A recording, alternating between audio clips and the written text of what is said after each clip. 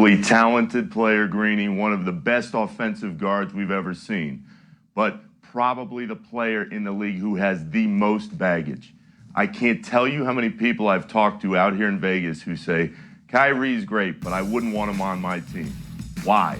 Because you can't trust him to be out there night after night. And it's what the Nets just lived, it's what the Celtics lived before them, and it's what the Cavs saw all along. And people say, well, he won with the Cavs and he won with LeBron. That was 6 years ago, and a lot of baggage before everything started piling up now. Yeah, and it does bring the question, and Chris, you had some strong comments on Kevin Durant earlier, which I respect. If Kevin Durant, if the friendship with Durant wasn't enough, the relationship, for whatever reason, just wasn't enough to sort of get Kyrie to the place he needed to be the running mate that Kevin Durant needed, why should LeBron trust that he can get it done? Do you follow what I'm saying? Yeah, I follow what you're saying. Do you trust him if you're LeBron? Yeah, I trust him if you're LeBron because I trust LeBron's player leadership. We haven't seen Kevin Durant display that type of leadership no matter where he's been in the NBA. So that's what would make me believe that you would get the best version of Kyrie Irving. Also, keeping in fact that Kyrie Irving is angling for a max contract after this upcoming year. So I think that money being a motivating factor is going to lead him to be a model citizen if he goes out to LA. And so that's why I would think that the Lakers would want to be all in on this situation because what are their options? They don't have a lot of pathways in order to get better. And clearly they're a better team if you've got Kyrie Irving as opposed to Russell Westbrook. Look, I mean, Zach, I can see this a couple of different ways. One of them is if they manage to turn Russell Westbrook into Kyrie Irving, you could look at that almost as a basketball miracle when you consider how bad it looked from their circumstances. But the element of whether you can trust him or not, and Friedel brought it up earlier, I mean, that's a real thing here, Zach. How do you see it?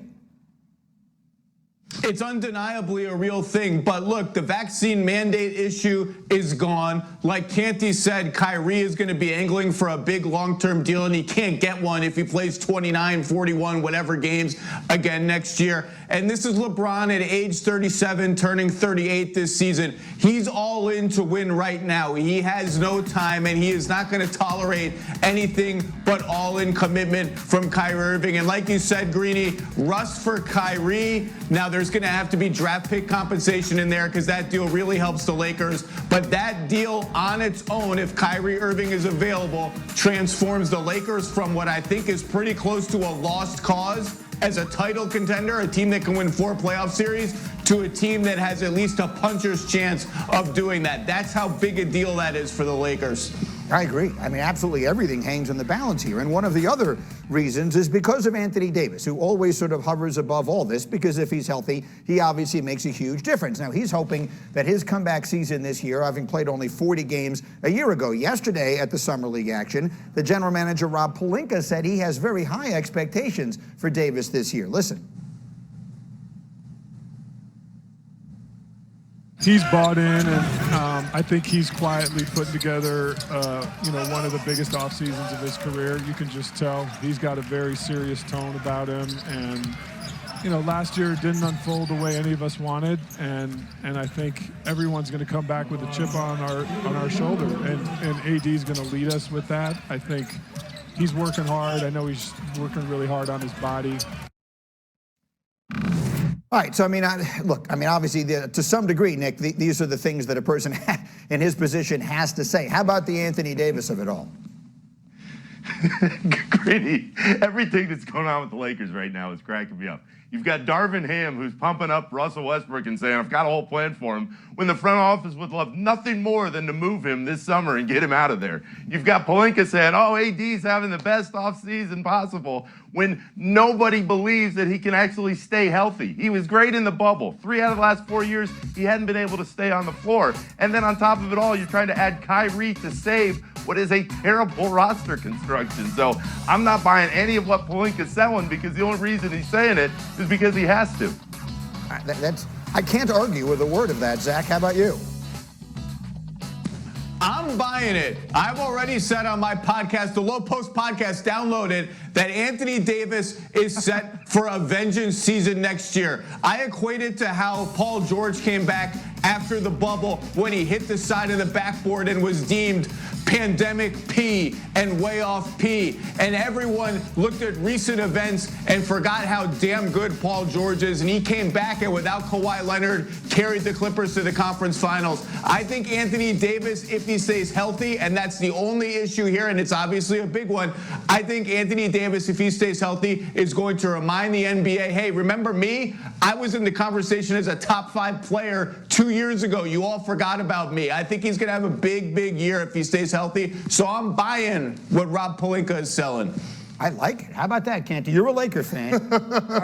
Why? I'm a Lakers fan, but Zach Lowe must be a bigger Lakers fan if he's buying what Rob Pelinka's saying about Anthony Davis. Because I'm not, G. I'm just not. You're talking about a player that has missed half the games the last 2 years. And stop me when we see a big man that's knocking on 30 years old, that's had injury concerns, actually get healthier as his career goes on. They're like running backs in the National Football League. Once they start knocking on 30, they can't stay healthy, and you're not going to get the productivity. That's how I feel about Anthony Davis, and it's unfortunate because this was supposed to be the guy that the Lakers handed the baton to when LeBron James got to the tail end of his career. But it hasn't worked out as such, and that's why I can't have a lot of faith that we're going to get a better version of Anthony Davis than what we've seen the last 2 years. Look, I think that's reasonable. And you know, Zach, let's just live in a world where they are able to nurse him there, right? So let's say it's not realistic to think he's going to play 78 games.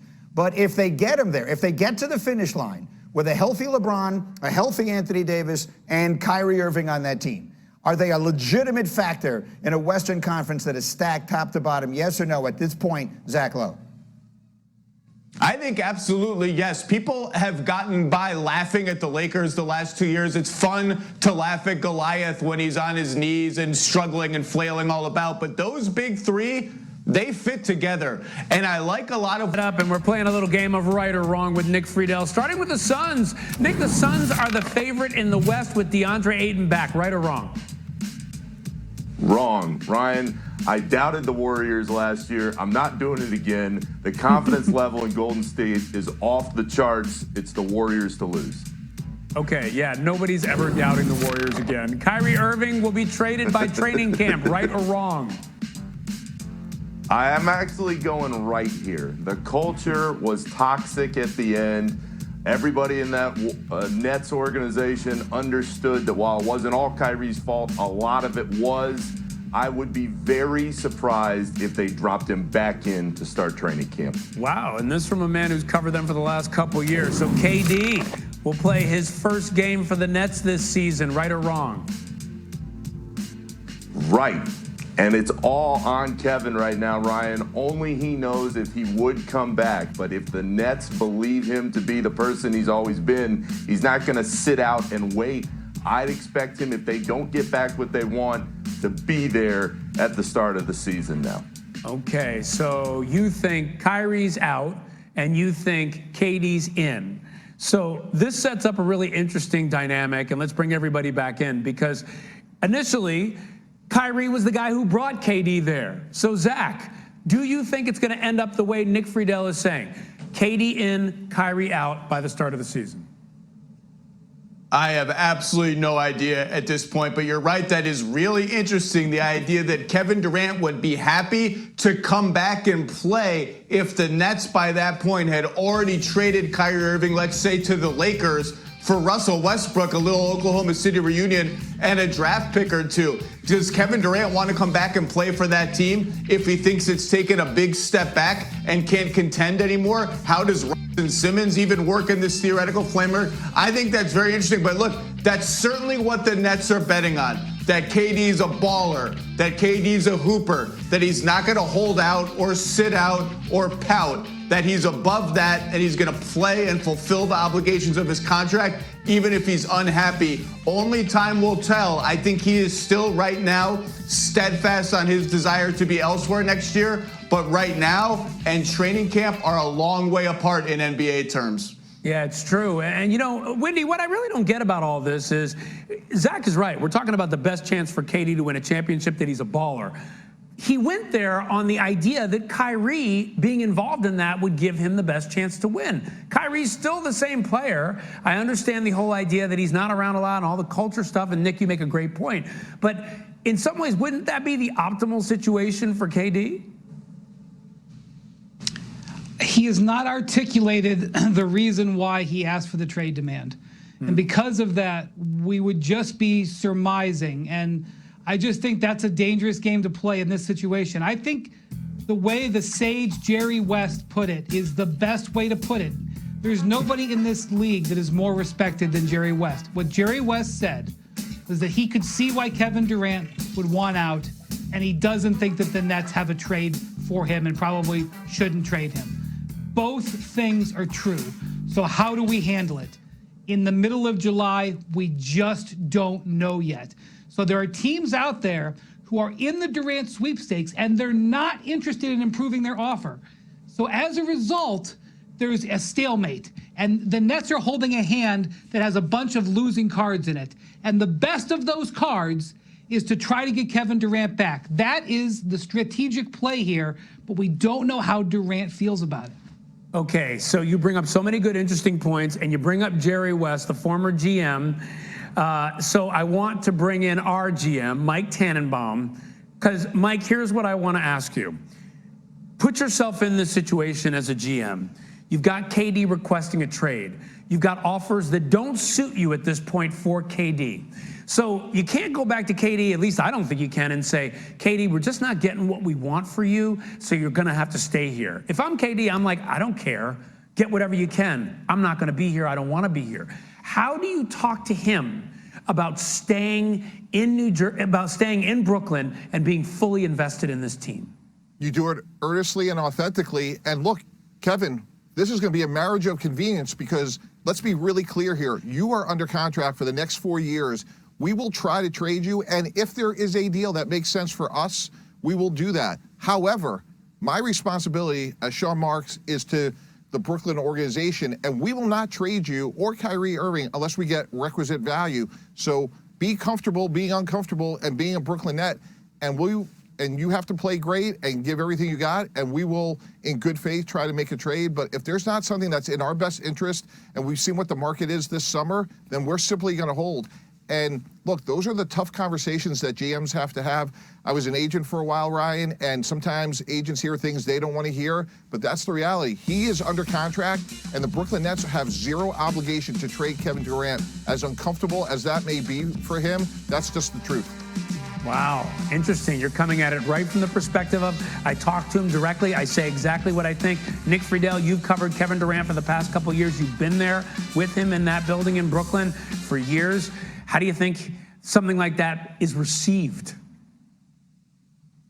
Kevin respects honesty, Ryan, and I think Mike is right on it. Kevin wants you to come at him and discuss things openly, and this is key to point out here. The Nets organization respects the hell out of Kevin Durant. They appreciate that he has come to work every day the last 3 years, and he has been the face of that team, and he has been the one that everybody respects and that everything has revolved around. That hasn't changed.